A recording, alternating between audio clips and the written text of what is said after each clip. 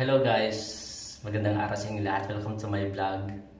For today's vlog, napapatingin ako sa baba. Nasa pala, gitna yung camera ng phone ko. For today's vlog guys, nung isang share ko lang nung isang araw, nung nakarang araw pa. Nandun ako sa bubong namin, nagtitake ako ng mga video, ganyan. Tapos medyo matagal na akong nag-video. So, mainit na yung phone ko nun.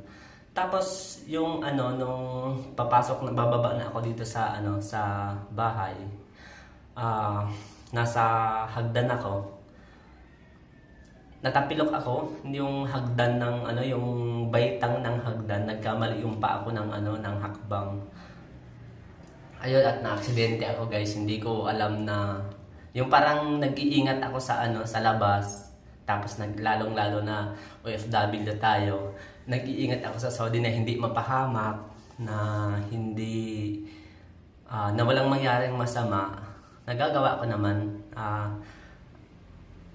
Nakauwi naman ako ng maayos. Tapos yung disgrasya talaga nasa loob ng bahay. Parang ang hirap-hirap sa loob ko na nangyari yung ganun. Tapos ayun guys, natapilok ako. Tapos hulog ako sa hagdan. Ang taas ng pagkakahulog ko kasi ilang baitang to. Itong kamay ko naputol kasi may tricycle na dumaan.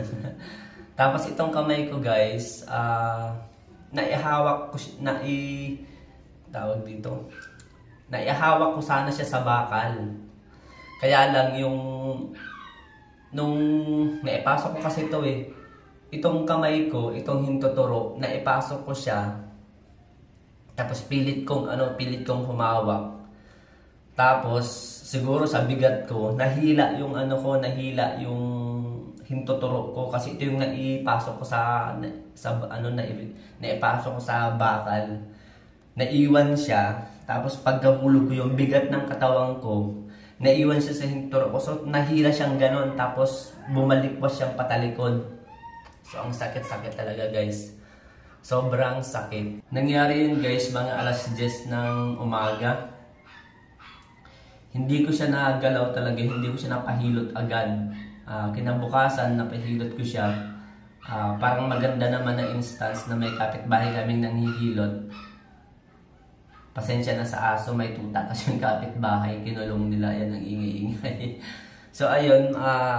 The next day ko siyang napahilot. Tapos hanggang dito na yung masakit sa akin.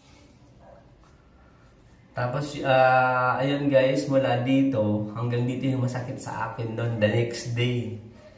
Tapos may bukol na yung kilikili ko. Ang sakit-sakit talaga, ang kirot-kirot na. Kaya ayun, nag-decide na nang ipahilot. Tapos yun nga, may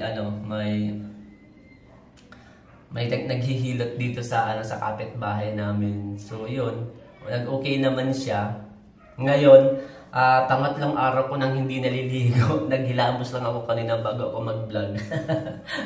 Hindi ko pa ito binabasa. Tapos ito, naigagalaw ko na yung daliri ko, yung tato, tsaka yung hinlalaki ko, hintuturo na lang yung hindi. Itong dito sa kanya, dito, nahigit talaga tumunog siya. As in, narinig ko talaga nung pagkahulog ko, pagkabigat ng katawan ko, sabi niya, grrrt, gumanon, parang naunat.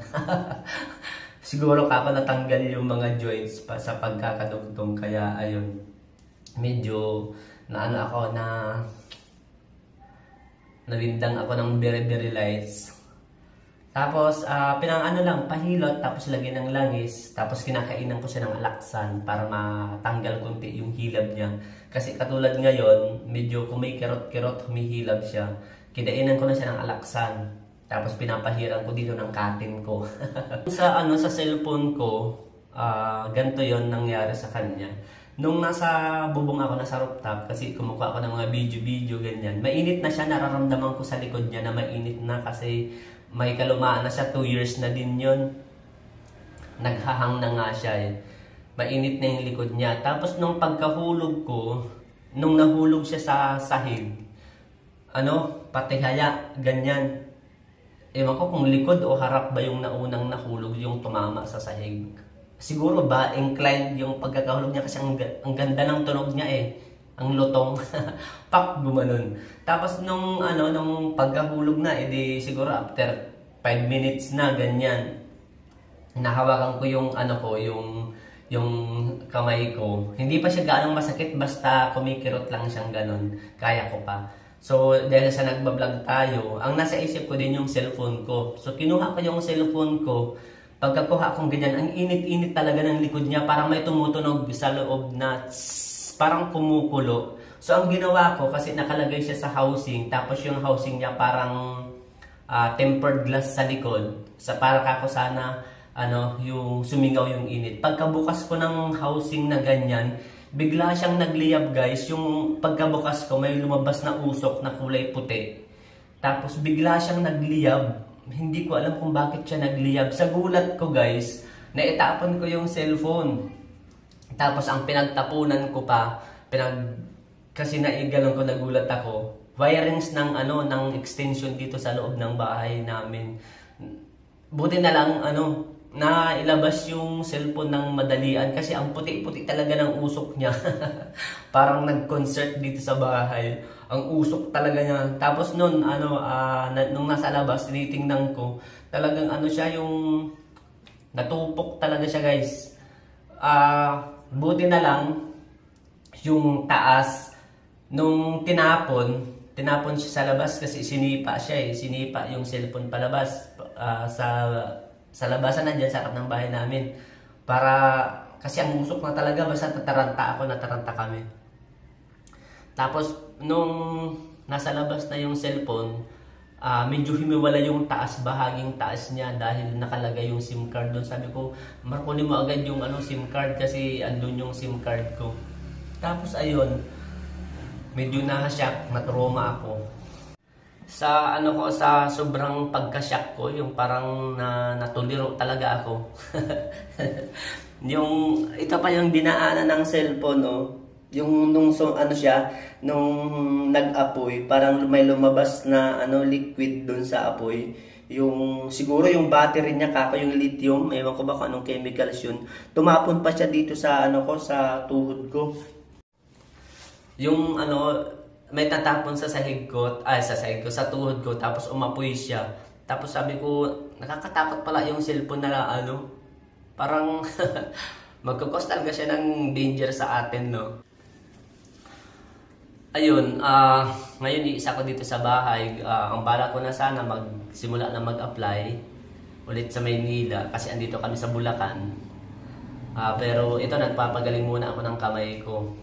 Siguro by next week na matanggal na yung hilab at saka matanggal ko na yung tali. Kasi tinalian ko siya dahil pag nadadanggi siyang paside ay sobrang sakit talaga. Sobrang sakit. Pero okay na. Dito sa akin nahahawakan ko na. Okay na siya. Pangatlong araw pa lang naman ngayon. Meron pa siyang time gumaling hanggang Biyernes. Kasi sa Lunes next week gusto ko na mag-apply. So ayun guys. Lesson learned. Wag abusuhin yung cellphone, tsaka mag-ingat kasi talagang ang disgrasya hindi mo alam kung kailan darating. Nag-iingat ka man sa labas ng bahay o kung saan ka man. Kung yung disgrasya darating sa'yo, kahit nasa loob ka ng bahay mo na iniisip na super safe ka, super kung talagang disgrasya at signos mo na kumbaga, hindi mo talaga mapipigilan. Yun nga lang, kailangan na maging matapang tsaka bumangon. Kasi ako parang nalungkot talaga ako guys, nasad talaga ako. Tsaka, yun nga, maikli ang buhay. Always treasure yung moments na masaya ka. Gawin mo na. Masaya ka. Yung hindi naman ako nagdadrama masyado na parang ang bigat-bigat na nung nangyari sa akin. Ang sa akin kasi hindi mo talaga alam yung disgrasya kung kailan ka madidisgrasya, kung kailan ka, hindi natin alam, maikli ang buhay. Kung may pagkakataon na maging masaya.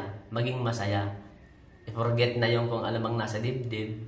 Kung meron ka mang kagalit, kung merong tampo, tanggalin na yon, express mo na lang sa kanila pagmamahal mo kasi maikli talaga ang buhay. Tapos, always keep safe. Keep safe talaga kasi hindi natin alam yung disgrasya. Bago kasi itong cellphone ko, kaya nahihirapan ako, nasanay ako na tumingin dito sa baba, sa camera sa baba. Pero nasa gitna siya sa gawing kanan kasi Redmi to 12 Pro. Yung camera niya nasa gitna, nasa kaliwa, kaya na ano ako. So ayun guys, sana nag-enjoy kayo. Ito pa rin si Dorot nagsabi ng kaya natin today. Until next vlog. Bye.